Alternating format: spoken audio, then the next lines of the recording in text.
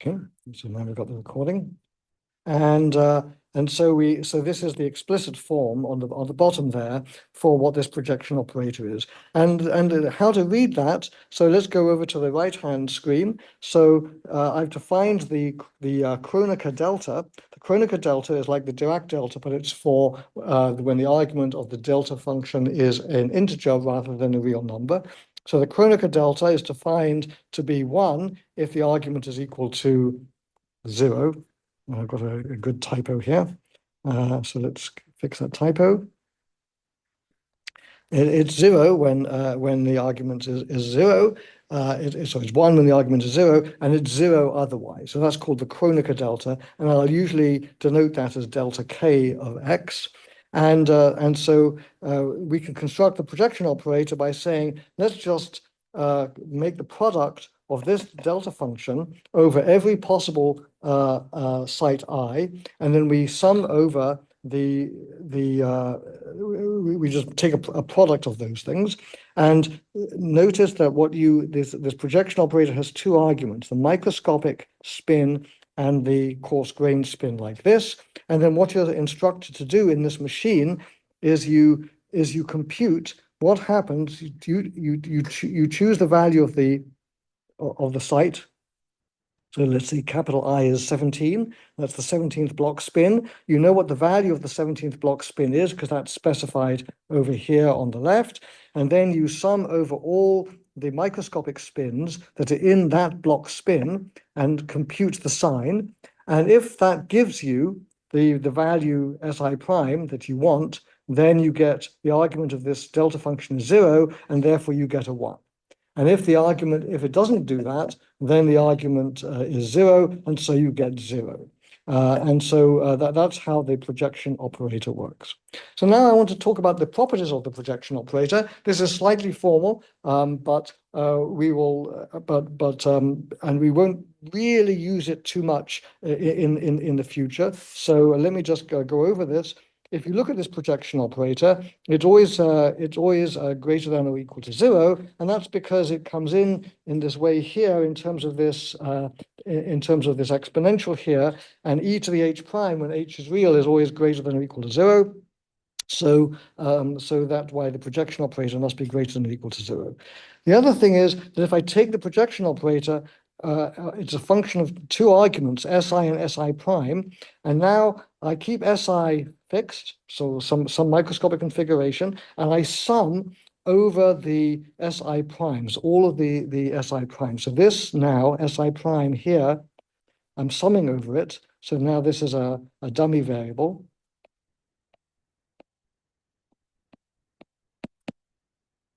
And that's going to equal 1. And the reason it's 1 is because when I sum over all the Si for a given microscopic configuration Si, eventually in that sum, that kind of do loop that does the sum, I'm eventually going to find the coarse-grained configuration in which the microscopic configuration is part of. And so then I'm going to get, there's going to be one configuration which will hit the delta function being equal to 0, and therefore the projection operator being equal to 1. So I'm guaranteed to find that, and so the sum is equal to 1. And this is a kind of completeness relation. I'll mention this for those of you who do quantum mechanics. In quantum mechanics, when you sum over states, you have a completeness relation which looks like this. And some of you will have seen this in discussions of things like the density operator and so on. So this is exactly the same thing. It's a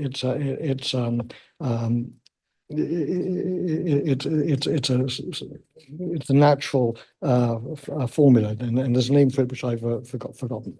Okay, so that's the projection operator. The last thing about it is it has symmetries, and it reflects the symmetries of the underlying Hamiltonian. So let's talk about what we mean by that. So what I mean by that is the following. I'll come back to this in a second. If I start off with a microscopic Hamiltonian, which has the following form, I'm going to write it like this. I'm going to write it in this way, just generality, and this generality will actually be useful in a homework assignment in the future.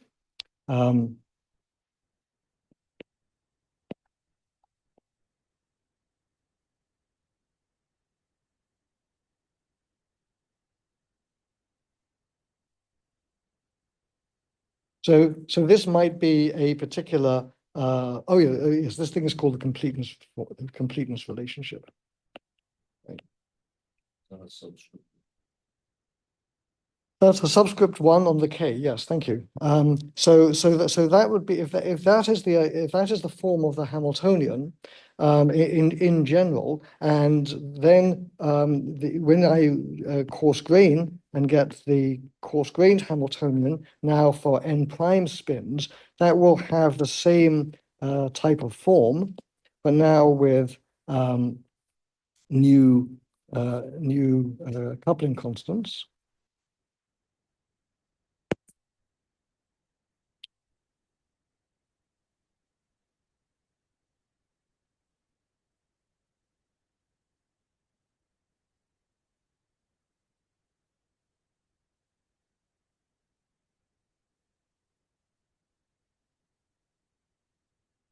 And if, for example, there's some kind of symmetry that says that some of these terms have to be zero by symmetry. So let's for example suppose that there was a reason why the third order interaction has to be zero. Usually there isn't, but there could be. Then it would be zero in the microscopic Hamiltonian, and it would be zero in the coarse grained Hamiltonian. So any term that is forbidden by symmetry in Hn must also be absent in H prime of n prime. So that's what I mean by that. Okay, so what I was preparing to do was I was preparing to show you that when I do a renormalization group transformation, the partition function is invariant. And I asked you about that, and the class had sort of said, no, it's going to change, and I'm going to show you why it doesn't change. So that's the first thing we're going to do. And then I'm going to explain to you why the renormalization group is useful. So far, I've just made a very difficult problem even worse. And you're probably wondering, why are you wasting our time with all this? How can this possibly lead to anything? It's a very, very good question. So I'm going to show you then what is the origin of singular behavior, how this kind of description can potentially give you singular behavior. And then I'm going to introduce to you a new concept that we haven't discussed so far in the course, and that is the notion of a fixed point. And that is the most critical thing that was added by Wilson. And if we have time, I will then show you how, once we know about fixed points of this transformation, then one can linearize the nonlinear renormalization group around those fixed points. And it is that linearization around fixed points of what is otherwise a very, very complicated nonlinear function. It is that linearization that is the crucial step for making this problem tractable.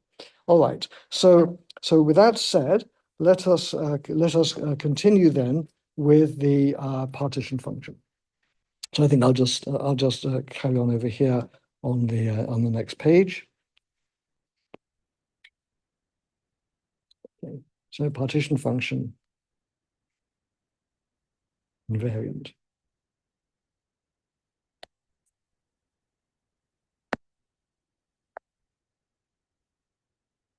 All right. So now we're in a position to do a very nice proof of that. So let's write down what the partition function is. So we wrote it down last time. This is how you define on the left-hand side here at the top. This is how you define the coarse-grained Hamiltonian of the system. But if I've got the coarse-grained Hamiltonian of the system, the actual partition function is defined over here on the left. I have to take the integral over its degrees of freedom, and then hopefully get the e to the minus f over kt. And I have now to prove that to you to make sure that we indeed do get that. So let's now, so what we want to prove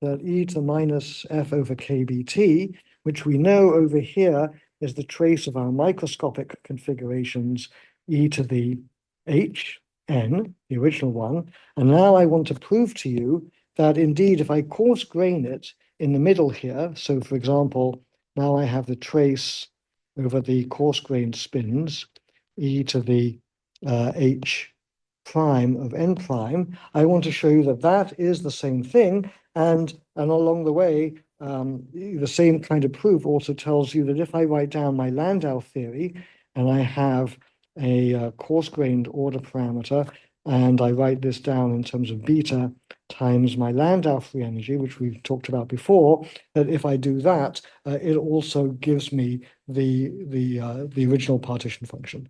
So in other words, showing you that the process of coarse graining is just reorganizing the way in which you sum the degrees of freedom in a clever way. So let's go ahead and do that. And now all we have to do is really write down our formula for the partition function of my coarse-grained system. So that is then, by definition, the trace over the coarse-grained degrees of freedom, Si prime, and then e to the hn prime of k prime Si prime, like so. And then I can write that, since I know how I've defined the effective Hamiltonian, I defined it at the end of last time over here on the left screen at the top. So I know all I have to do is then substitute that into the formula. So now I've got the trace over Si prime of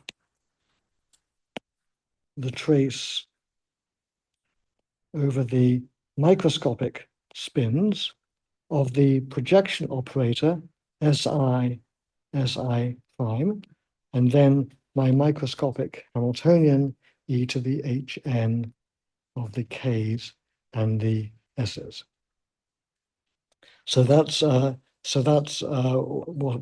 I have, just substituting in the definition. And now what I'm going to do is I'm going to swap the order of summation.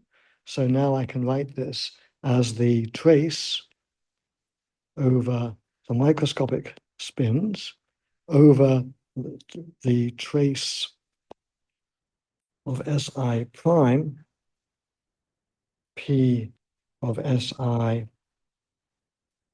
prime, e to the hn of k and Si, like so. And then what I know is that this thing over here,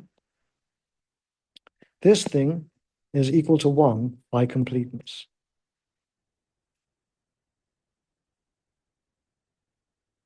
So that was the thing that I showed you right over here on the left-hand side at the bottom, that the sum is equal to 1, the completeness relation. And so once that is equal to 1, then what I have on the right-hand side then is just the trace over Si e to the h n k Si, and then that, of course, is equal to the partition function as a function of its coupling constants k, and that's the result. So I've shown you then that this process of coarse graining does indeed give you a result that, however I do the coarse graining, whether I do it in the way that I've done it here, or I do it by Landau theory, we haven't really talked about technically how we do it, but all of these things are the same, different levels of description, appropriately integrated, give you the valid ways to do the partition function. Okay, so now that we've established that, then you might say, well, all right, well, that's great. So what happens to the free energy? Well, the free energy is the same, but the free energy per degree of freedom, that is something that changes. So the comment I want to make is, if I want to compute the free energy per degree of freedom,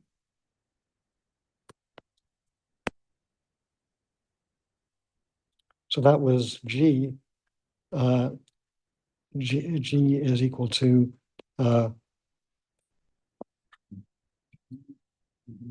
is equal to 1 over n times the logarithm of the partition function.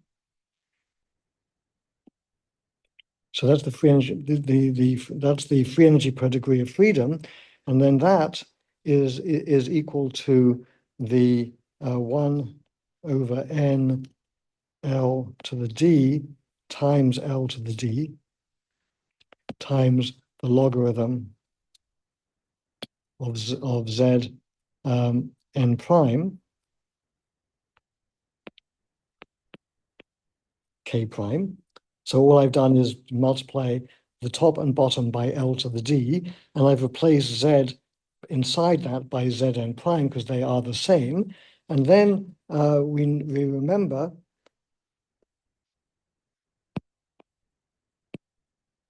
that the number of degrees of freedom in the coarse-grained system is n over L to the D, and so therefore G, the free energy per degree of freedom, G of K, is equal to 1 over L to the D times G of the coarse-grained system, where the coupling constants are replaced by K prime.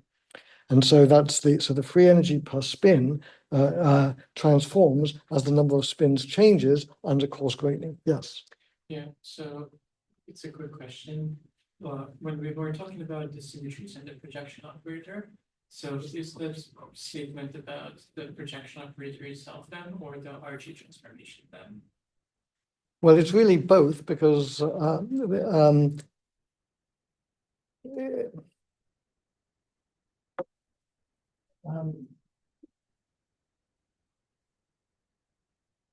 it's really about the transformation.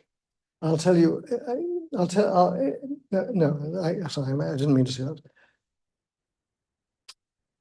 I can define a renormalization group transformation in any way I like, but some of them are more useful than others. And so the right way to do it is to think of this as being a property of the projection operator, not the coarse graining. The specific example I have in mind is what happens if I coarse grain an antiferromagnet. If I coarse grain an antiferromagnetic system, I might end up with the wrong conclusion that the order parameter is the magnetization, which it isn't. Okay, so you have to so you can define your coarse graining any way you like, but then it won't guarantee that the projection operator has the symmetries of the Hamiltonian, so the coarse-grained Hamiltonian will look like the original Hamiltonian, will have the same properties. Okay, so it's a bit of a complicated and subtle question. So, all right. So now I want to move on to the next question, which is why is RG useful? And there's many levels at which this question can be answered. So let me start off with the first thing. So the first point is that by what we do when we construct the renormalization group transformation RL of K is K prime. So that's what the renormalization group transformation is defined as. This transformation is over a block, and the block has a finite number of degrees of freedom.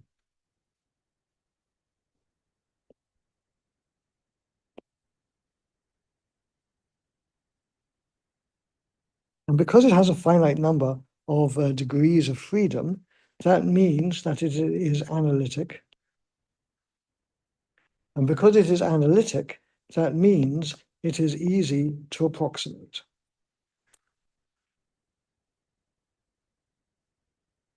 In other words, you can capture its features very simply because it is an analytic function. It's analytic because you've coarse-grained over a finite number of degrees of freedom. So and you could say, well, why do we have to do that? Why don't we just calculate the whole partition function? Well, remember, you have to calculate the partition function over an infinite system. Take the thermodynamic limit.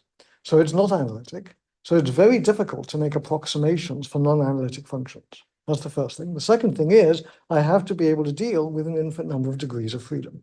So the renormalization group strategy is the place where you can make the best approximation is when you've got a small system and you can do a calculation. So you coarse grain and you make an approximation for this RL, the renormalization group transformation.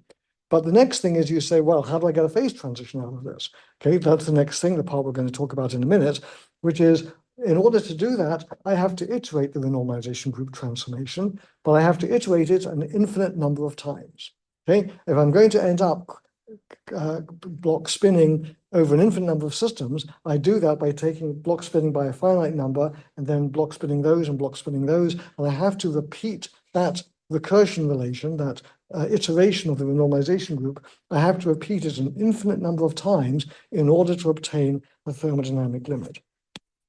So that point is easy to approximate, and then we have to iterate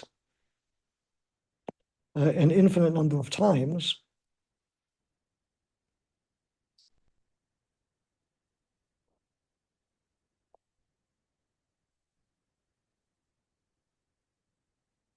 to capture the singular behavior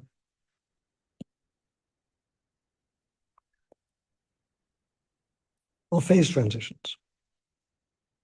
And so what that means is you can say, well, I've got a map that is very well defined, and I've constructed it in such a way, and we'll see how to do that, that it really focuses on the right mathematical parts of the function, the right analytic structure, and so on.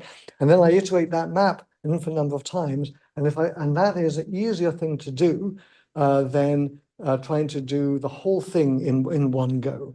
So the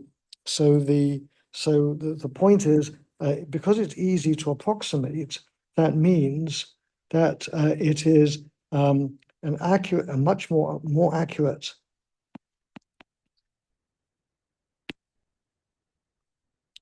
than directly trying to approximate in the thermodynamic limit. And most of the time, you can't do this analytically. Okay, so everybody thinks renormalization group, Feynman diagrams, lots of theoretical physics and stuff like that. Wilson himself wrote a fantastic paper in 1975, Reviews of Modern Physics. Okay, it's one of the must-read papers in science, in my opinion. And what he does in that paper is he solves a very hard problem in condensed matter physics known as the Kondo problem. Kondo problem is the behavior of an electronic spin in an electron band. Okay, people try to solve this problem. It's very, very difficult to solve. Eventually, after many years, a simple version of that problem was solved analytically by Paul Wiegmann and Nathan Andre. And they solved it analytically in a special case, and it's beautiful, okay? But it only works in that special case. And what Wilson did was he showed how to solve this by renormalization group. And half his paper, it's 50 pages of reviews of modern physics. If you know reviews of modern physics, you know that the papers are very detailed, the typeface is very dense. You've got 50 pages of that. It's like a book. And the whole thing goes through this incredibly dirty, disgusting, detailed calculation, all sorts of tricks used to try to construct the approximations to the renormalization group transformation. And he does that, and he shows how to iterate it and compute quantities, and they agree with experiment, and they agree with the exact mathematical solution in the case where that applies. And so it's a real tour de force. And he says in that, look, the power of renormalization group is it's fundamentally non-perturbative.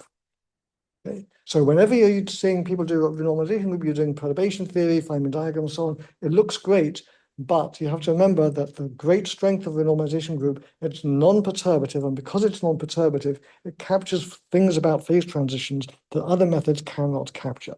So the point about this, so the take-home message is that renormalization group is fundamentally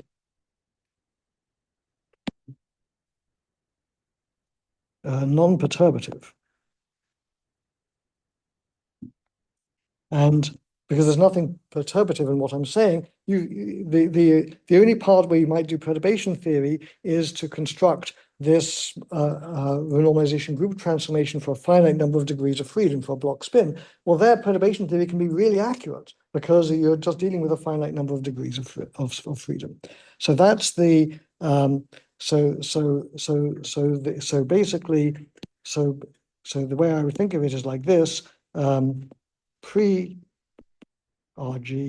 and post-RG.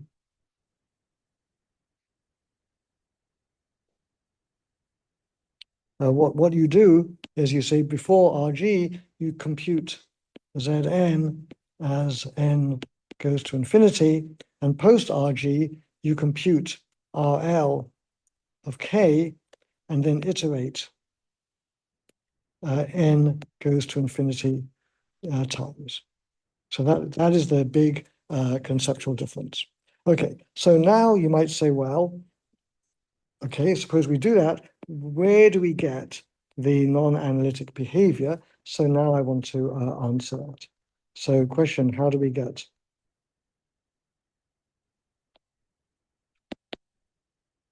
non-analytic behavior?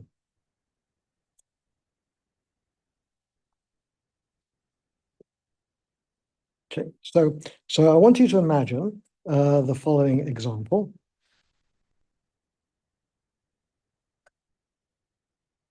A particle in a potential.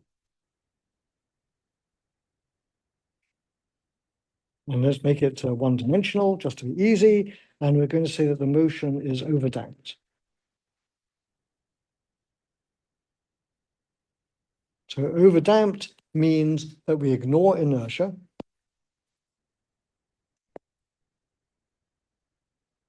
And so then we have a degree of freedom that says x dot is equal to minus dv by dx. And that's the motion, x is the particle position.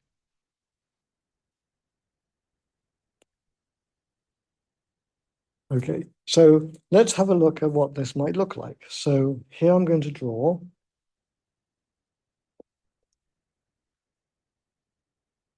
my x-axis. Here is v of x, and I'm going to draw my potential to look like this.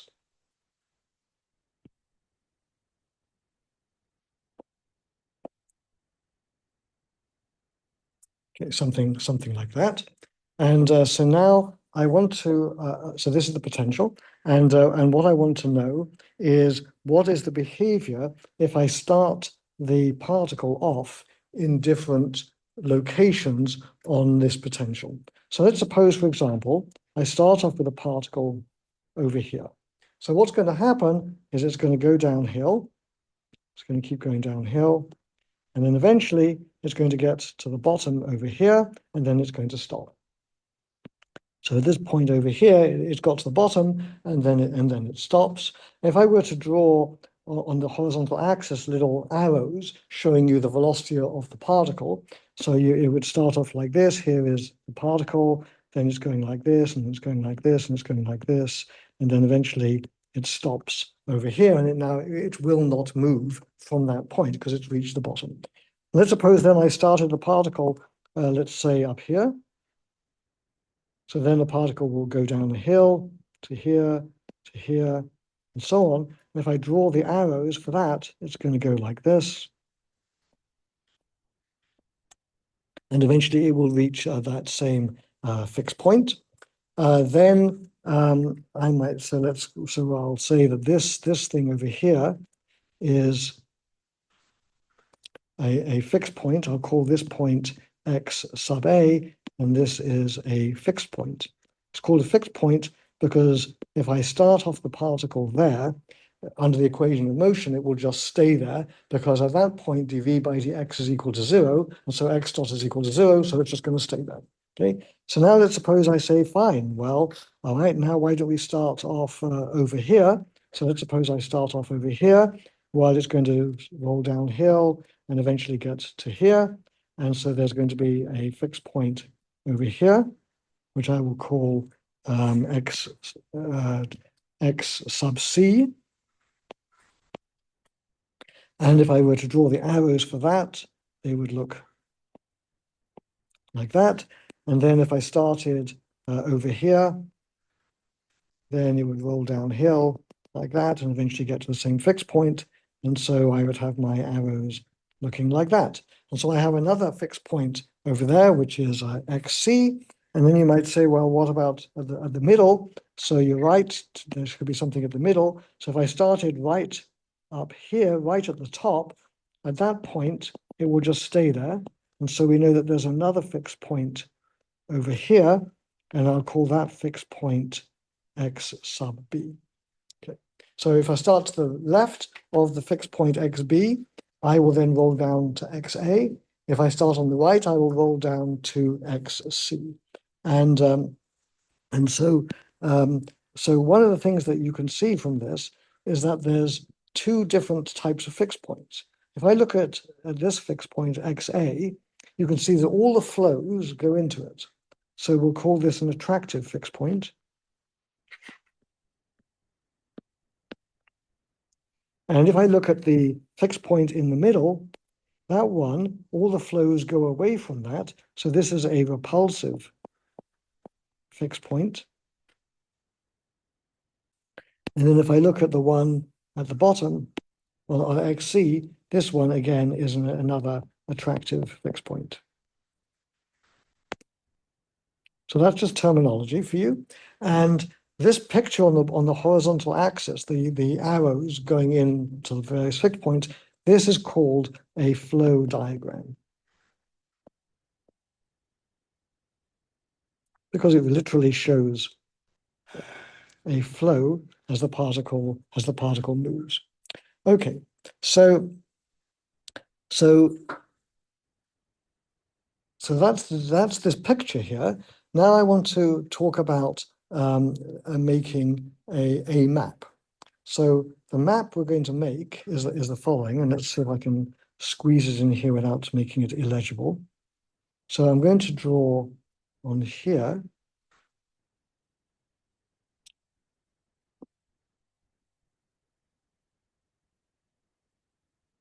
So I'm going to draw on here two axes. They're both labeled by x.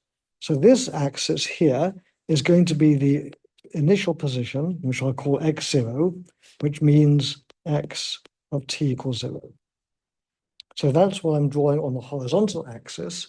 And on the vertical axis, I'm going to draw x as a function of t, given that it started at x0. Okay, so I'm going to literally define a map from the space of initial conditions to the space of locations at a finite time. So the first thing we should do, we know what the fixed points are, so we can draw where those fixed points map to. They're fixed points, so that means they map to themselves. So let's suppose I have XA, XB, and XC up here, and then I realize that this is drawn to slightly different scales, and well, too bad. So that's what that is. So if I were to draw where those things map to, it would look like this.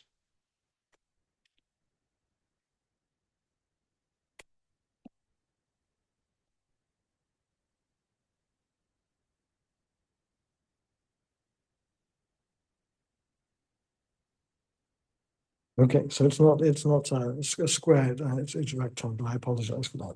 Okay, so what we know is that if you start at XA, you always end up at XA. So that means that this point here is a fixed point, this point here is a fixed point, and this point here is a fixed point.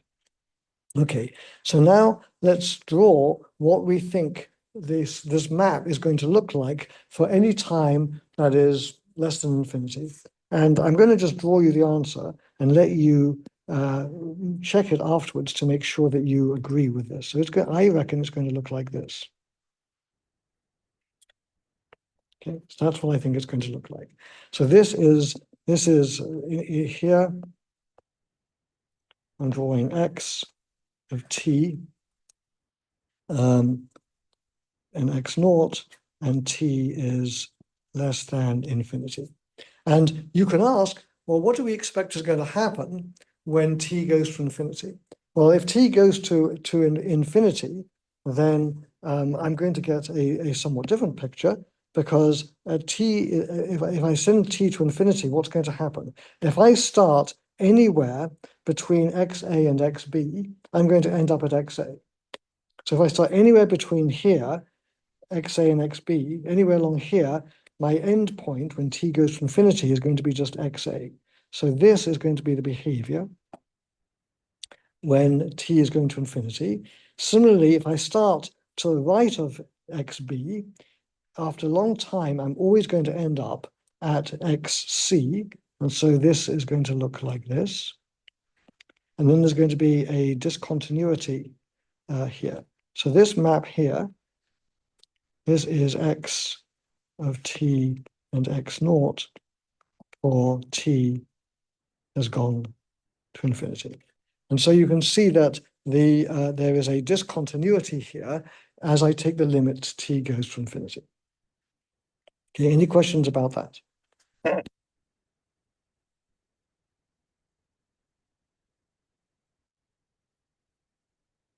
Okay, so what I've shown you then is that the long time behavior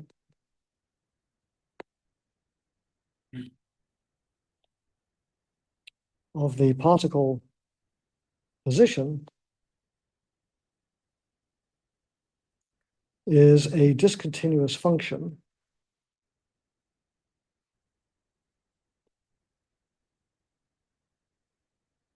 of the initial condition.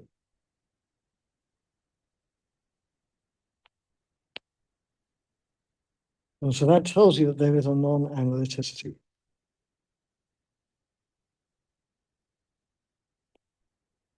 So it's non-analytic when I take the t goes to infinity limit, even though the potential is perfectly smooth and the differential equation is perfectly smooth and everything is analytic in there.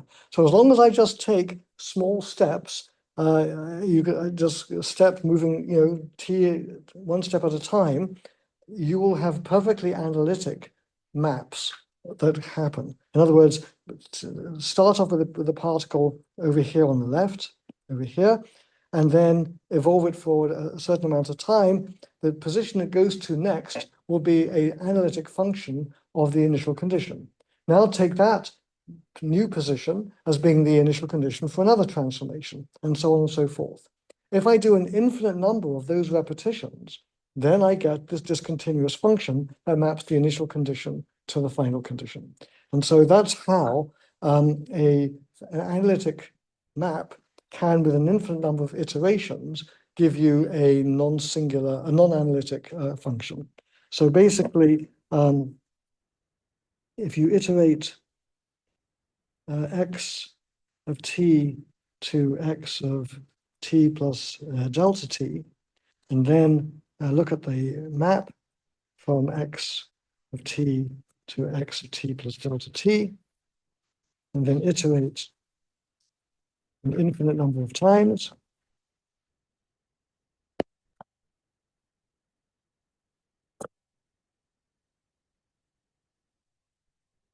you will get a non-analytic function,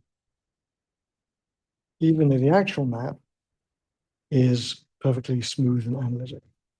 Okay, now I want to give you some terminology.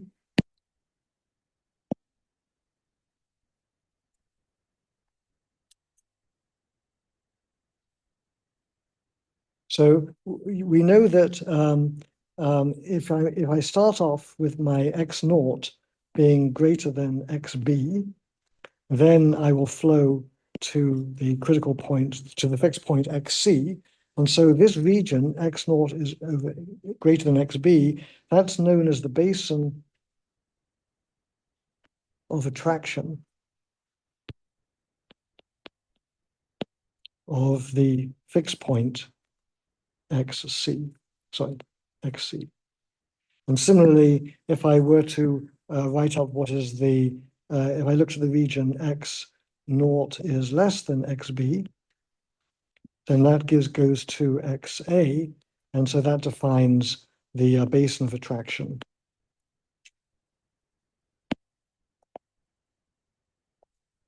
of the fixed point xa. So that is our conceptual picture. Now, this picture is just regular overdamped particle dynamics. So what I want you to now imagine is we're going to take the leap. We are going to we are going to consider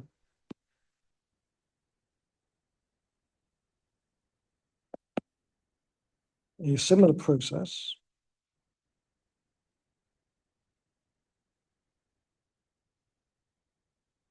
but now the flow as a function of time, that's going to be replaced by, and this is the flow of position, is going to turn into the flow of position in coupling constant space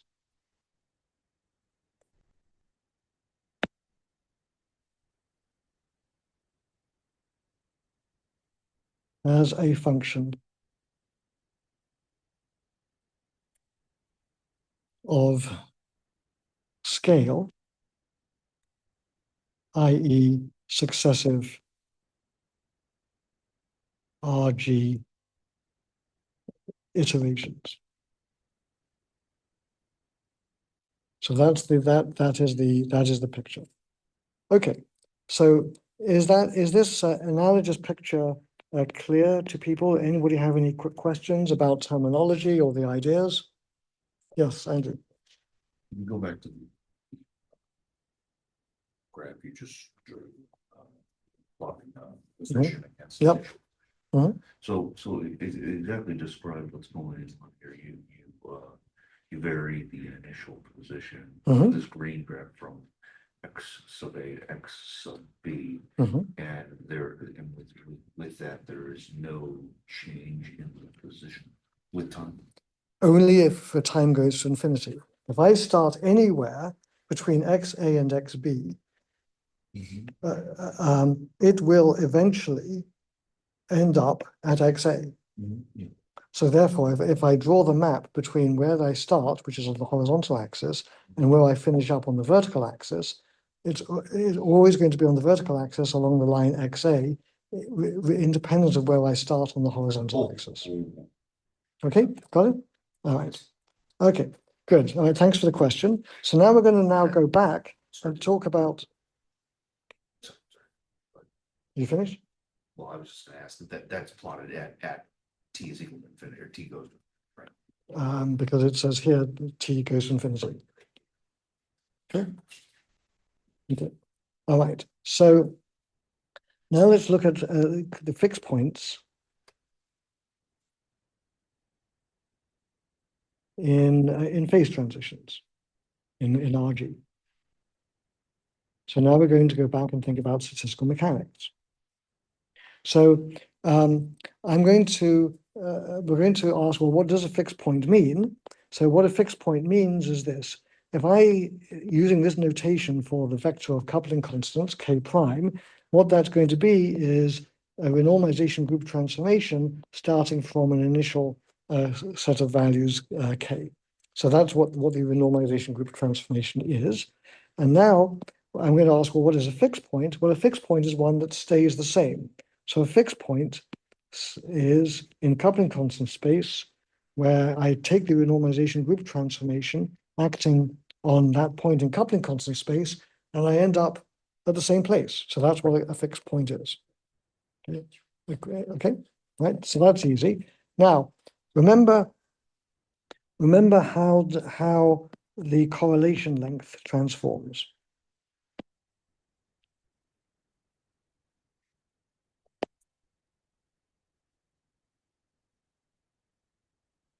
So the radial correlation length transforms is, it transforms, we already saw this in the Kadanoff picture, it transforms as psi over L. So in other words, if I take psi after I've done my Kadanoff block spin and coarse grained, that's equal to the correlation length that I had originally divided by L. That's because I've essentially changed my units by going to a block spin of size L. So we saw that already a lecture or two ago. So now let's ask then, well, what happens at a fixed point?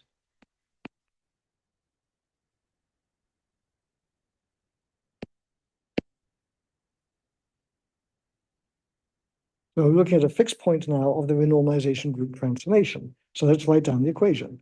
So I've got psi of k star is equal to psi k star divided by L. And so the solution to that then is that psi of k star is either equal to 0 or infinity. Both of those values will satisfy that fixed point condition. So now there's something interesting for the first time. Now we're learning that there can be fixed points of the normalization group transformations, if they exist, have a particular physical meaning. One meaning is that they could be 0. So essentially the correlation length is just some number, let's say 0. And so this, if it's equal to this, I'm going to call this a trivial fixed point.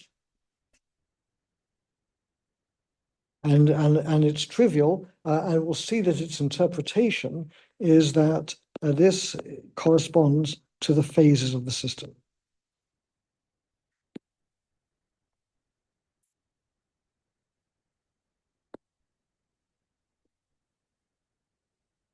Okay? So it's trivial because we're trying to understand the difficult problem of how a phase transition occurs. So the phases are kind of like, well, that's the easy part, okay? But what about the phases, the phase transitions themselves? Well, we know something about phase transitions already. We already know that the correlation length diverges. Correlation length goes to infinity. So therefore, you won't be terribly surprised to learn that this case, psi is equal to infinity, that is called a critical fixed point. And that we're going to see corresponds to the behavior near a phase transition. Okay, so let's now think about the meaning of this. So if I have a renormalization group transformation, which I've constructed in some way, this in general will have several fixed points. I mean, it may have none, but in general, it will have several. And each of those fixed points will have their own basin of attraction.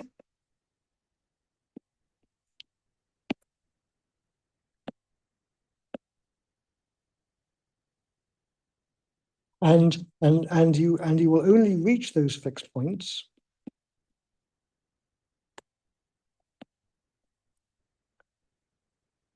after an infinite number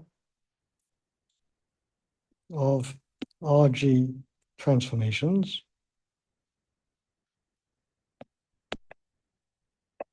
In other words, in the thermodynamic limit. Okay. So now we want to have a look at what these fixed points really mean. So obviously we're going to be focusing mostly on the critical fixed points because those are the ones that we especially care about. But we're going to see that the trivial fixed points also have an important role. So now I want to show you, something that I'll call the theorem, if you like, being a bit pretentious. But here's a theorem. It's a theorem about critical fixed points. So let's suppose I've done some RG transformation, and I find, hey, I've got this RG transformation, it's got some fixed point. One of these fixed points, or several of these fixed points, have correlation length equal to infinity. So they will have a basin of attraction. What is the physical interpretation of that basin of attraction? So the question that we're going to answer is, what is the interpretation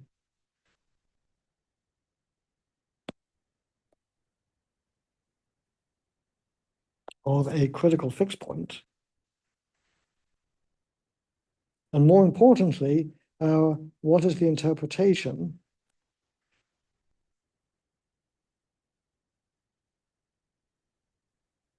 of its basin of attraction? So this is a thing that people get confused about. And so I'm separating out these two questions in this way. So the answer, which is the theorem, which I'll prove in just 2 seconds, is that you might say, well, the critical fixed point means the phase transition in some sense. That's roughly right, but not by far not the whole story. So the whole story is this: all the points in the basin of attraction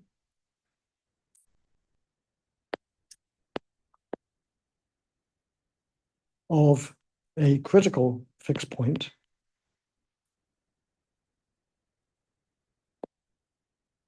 have infinite correlation length.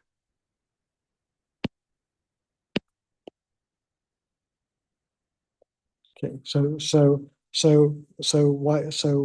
why? Well, how do we know this? Well, here's the proof. Let's suppose I have some physical system with coupling constants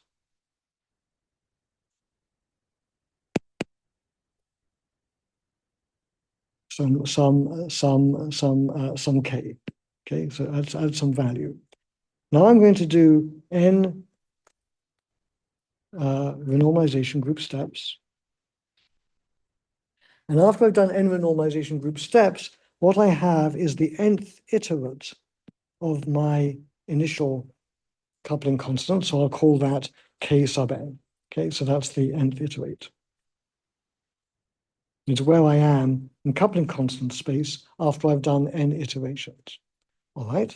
So now let's talk about what I start with. So I start off with the correlation length of my system initially at k. Then I do the first coarse graining. So the first coarse graining gives me that psi of k prime is equal to psi over L. So therefore psi is equal to psi of k prime times L. So this then is equal to L times the correlation length now at the first iterate of my initial condition in coupling constant space. Then I do this again, so I get L squared psi of K2, the second iterate, and I keep going. Bless you. Keep going, and eventually I get L to the n psi. Terrible. Let me do this in a nicer way.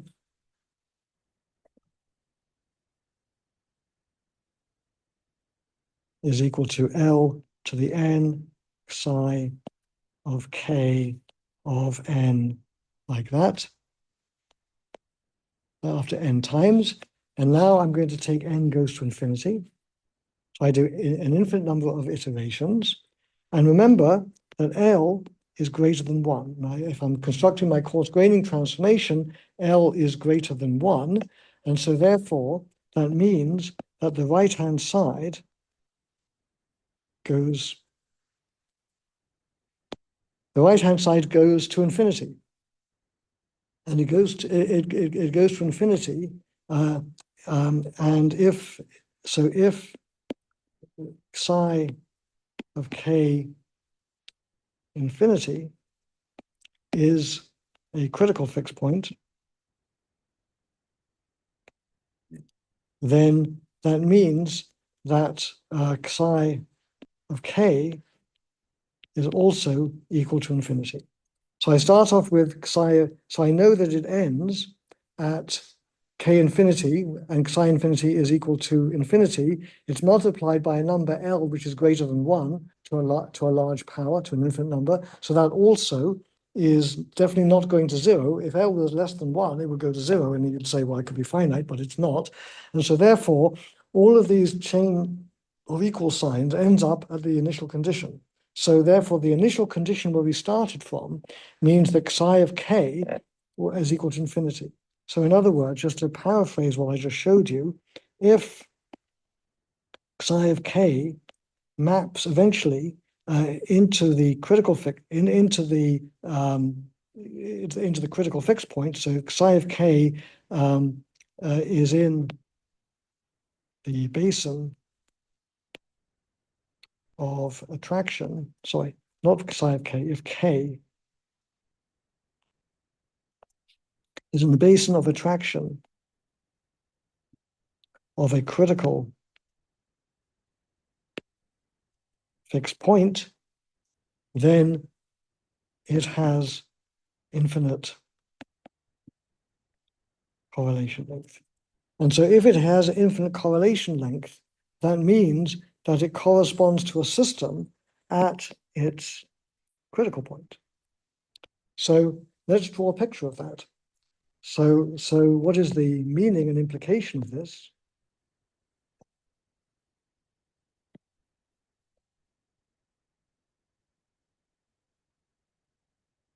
So let me now draw a sketch of this. So let's draw my multi-dimensional coupling constant space, which I can't really properly draw. So you can say this could be the K1 direction, K2 direction, K3 direction, and so on and so forth, blah, blah, blah. And now let's suppose I say, well, on this space, I have some critical fixed point. So let's draw this critical fixed point like this. So here is a critical fixed point.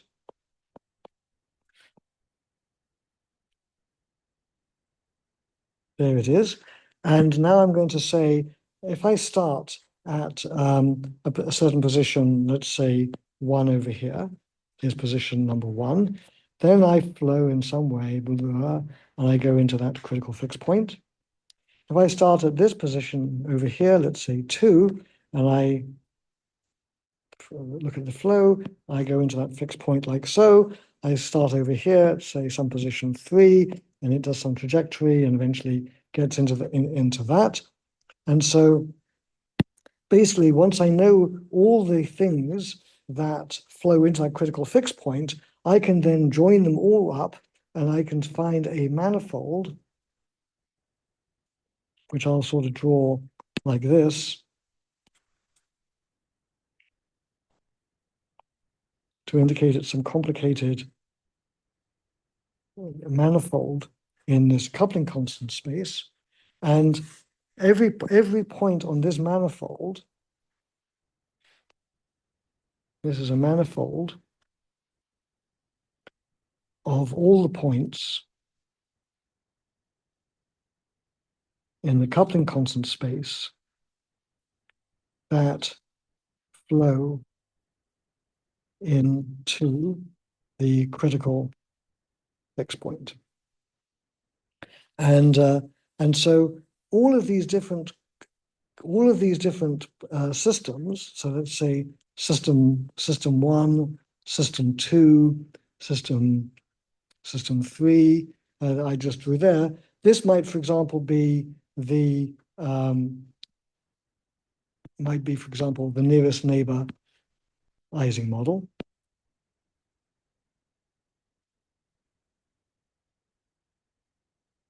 This might be the nearest neighbor plus next nearest neighbor plus next nearest neighbor, etc. This one might be, e.g., next nearest neighbor plus next nearest neighbor, etc. And how do I know that? Well, I read off from the position where system 1 is, I see that K1 is equal to 1, some constant, and all the other Ks are 0, so I know it's the nearest neighbor Ising model. I look at K2, I look at the value of the coupling constants for the system number 2, and I see there it has the nearest neighbor coupling constant is non-zero, the next nearest neighbor is non-zero, the next nearest neighbor is non-zero, then all the others are 0, so that I know what that system describes. And the fourth, the one at the top 3, has got no nearest neighbor couplings. It has a next nearest neighbor coupling, a next nearest neighbor coupling, and so on. Anything I want. Okay, all of those things, when I coarse grain them, flow into the same critical fixed point in this example. So these starting points, these K1 K1, K of system 2, K of system 3. Now, I'm not saying they're the coupling constants K1, K2, K3. They're the set of coupling constants for system 1, the set of coupling constants for system 2, the set of coupling constants for system 3. All of these are the corresponding physical systems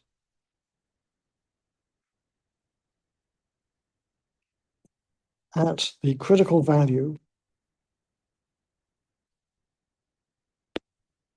of their parameters.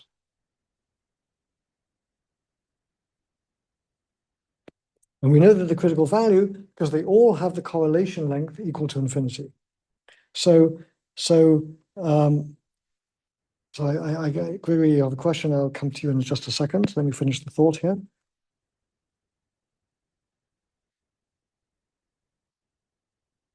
So in all of these physical systems, their coupling constants have been adjusted to be at the critical value of their parameters.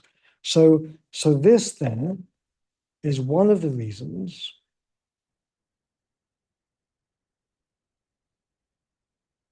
for universality.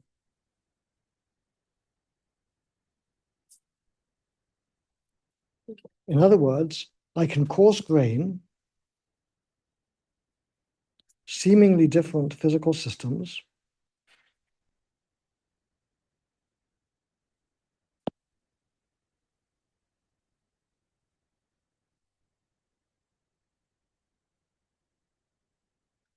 each with their specific coupling constants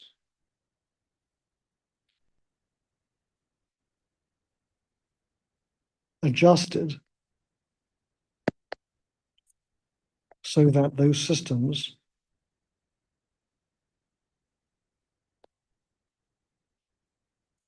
is at its critical point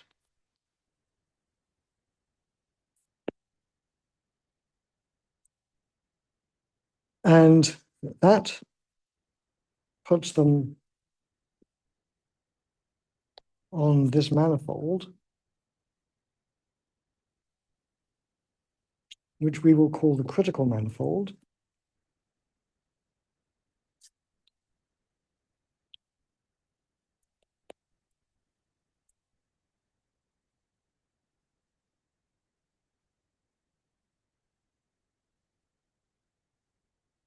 And after infinite number of RG transformations,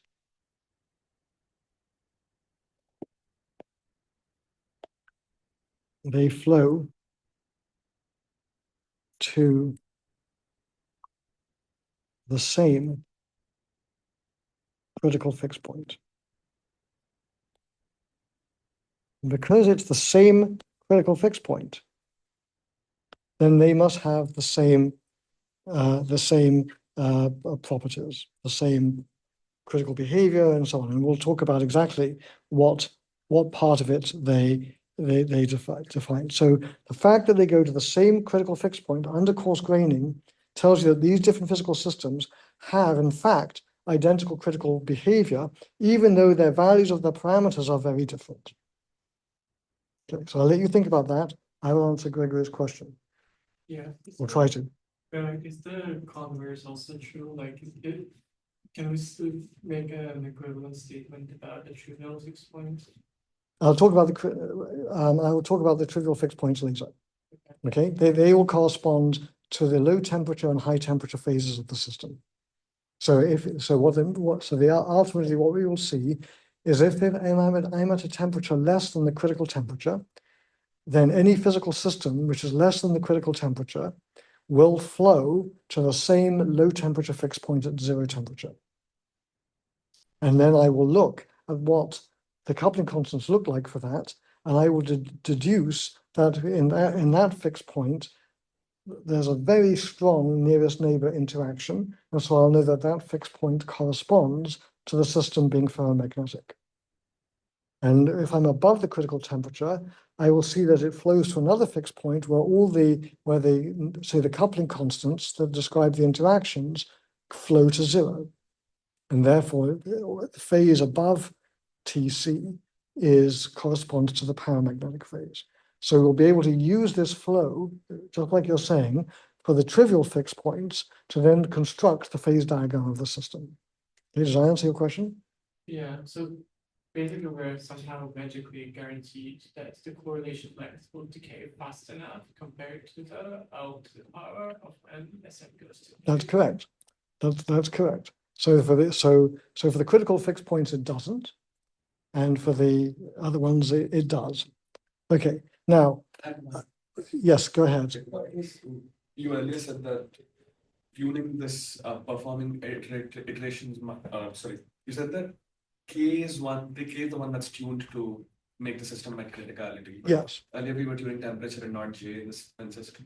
Say it again, but in the spin system, the Ising model, we were tuning the temperature, not. It doesn't matter whether we remember, the only thing that matters is J over KBT, which I'm calling J1. So whether I'm choosing the temperature or whether I'm choosing the interaction constants, it doesn't matter. T is basically Tc because we're very close to the critical temperature.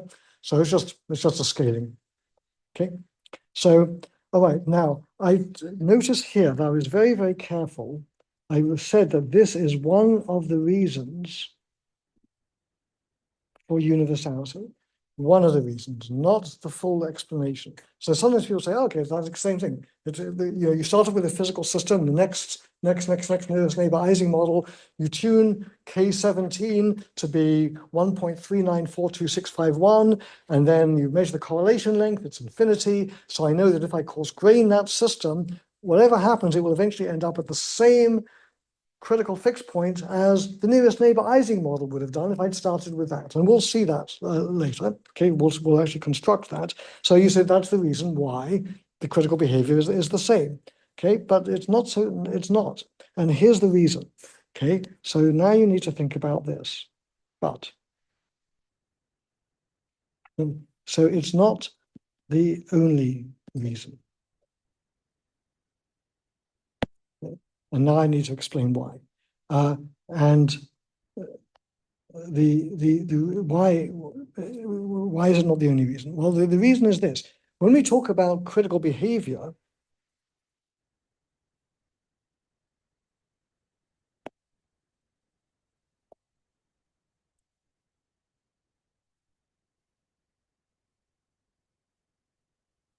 we usually mean away from the critical point.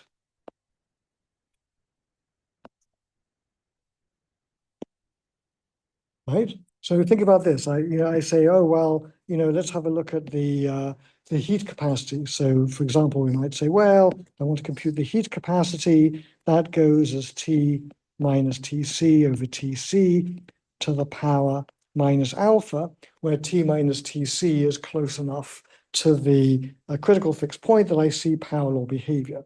So that's the kind of thing that we look at. And so for most of these variables that we look at, thermodynamic variables, susceptibility, the magnetization, the heat capacity, all of these things are measured away from Tc. And the critical manifold only tells me about being exactly at Tc. So that means that we now need to ask, okay, so what happens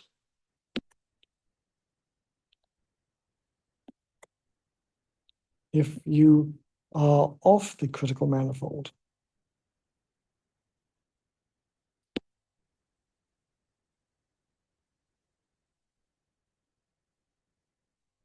So this is only part of the answer.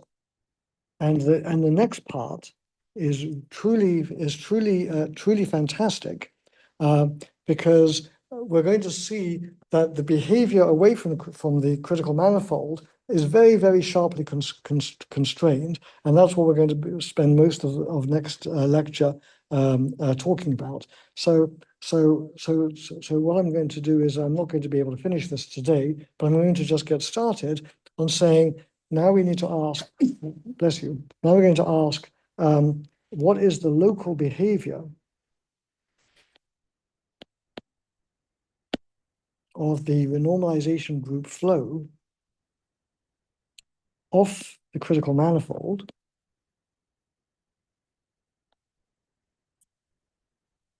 and if you say, well, how far off the critical manifold, well, you could say, well, if it's a million miles away, who knows what's going to happen? The obvious thing to do is to look close to the vicinity of the critical fixed point. So we're going to look at the local behavior of RG flows off the critical manifold, but near the critical fixed point. So that's what we're going to do. And we're going to see that this dynamics can be simplified a lot. It can be simplified, and that turns the problem into a problem of linear algebra rather than anything else. And so it brings us back to very simple mathematical properties that we know and love. So let's get started on that. I want to now show you how we describe the dynamics of the renormalization group near a critical fixed point. Okay, so let's suppose I'm going to use this notation. I've got my vector of coupling constants k, so I'm going to say that this is k1, k2, blah blah blah, kn, blah blah blah, like that. So I'm going to look at the components of that vector and call those kn.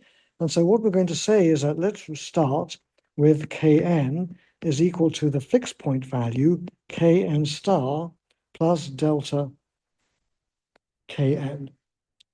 So that is the deviation from the fixed point, from the critical fixed point. Then that means, and this is true for all the n's, okay?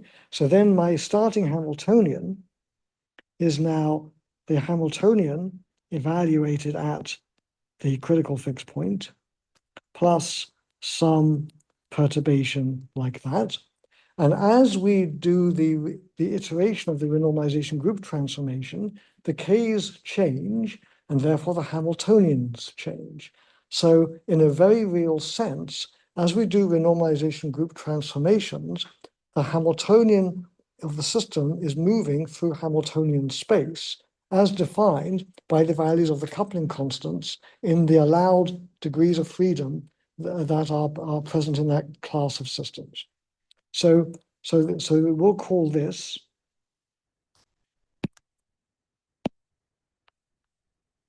H star. And so the question that we want to ask then is what happens to delta K after a renormalization group transformation.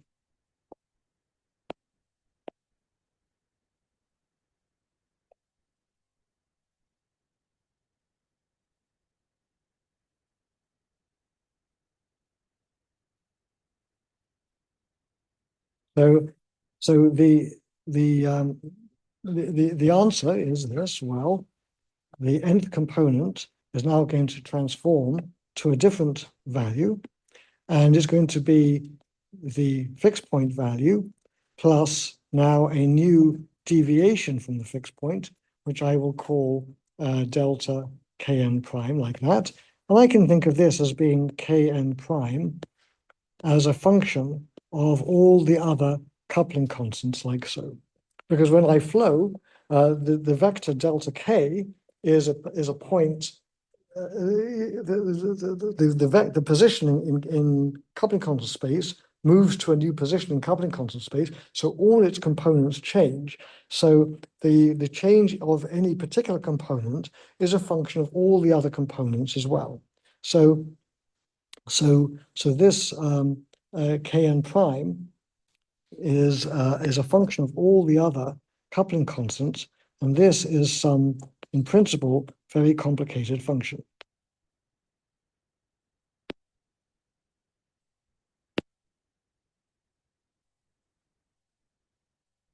Okay, so I'm going to stop here, but let me tell you what's coming next.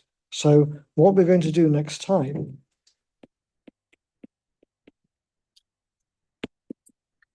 What we're going to say is, well, we're in the vicinity of the critical fixed point, and so what we're going to do is we're going to linearize the function k n prime as a function of its starting point k. So we're going to look at the dynamics and we're going to linearize it. So by linearizing it, we go from some very complicated nonlinear coupled differential equations to a very simple set of linear equations.